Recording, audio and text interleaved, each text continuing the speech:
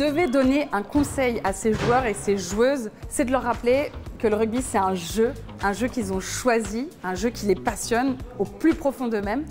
Leur rappeler aussi qu'après le rugby, il y a une deuxième vie à construire et qu'elle se prépare pendant la carrière. Est-ce que vous, dans votre carrière, il y a eu des joueurs qui vous ont inspiré? Est-ce que vous êtes dit, punaise, je vais être comme ce joueur quand je serai plus grand?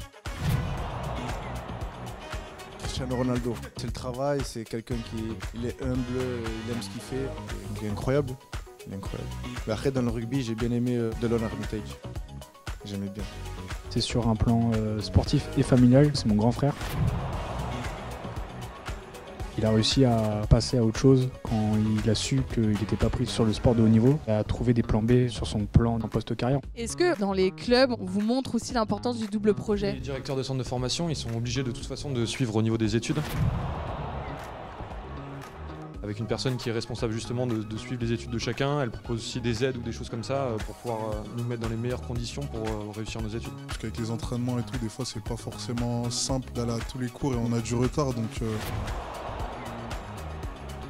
on a toujours des profs qui s'adaptent à nous pour attraper les épreuves et ça c'est vraiment bien. Moi je voulais savoir à quel moment tu as commencé vraiment à penser à ton après-carrière, à quel moment tu as réussi vraiment à switcher et tu as commencé à avoir un aperçu de ce que tu voulais faire après. Je pense dès le début. On n'avait pas de contrat professionnel, tout simplement dans le rugby féminin. On ne pensait même pas que ça pouvait exister de gagner de l'argent pour réaliser sa passion. Donc clairement, dès le début, j'avais un plan de carrière. J'ai passé une licence en économie et gestion, ensuite un master en management du sport.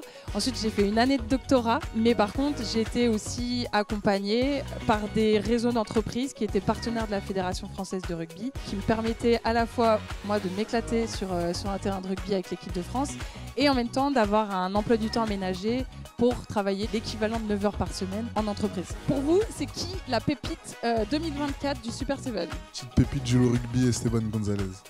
Moi, ça va être du collectif. Il n'y a pas de pépite, c'est du collectif. Toulon, c'est dans le cœur, c'est du collectif.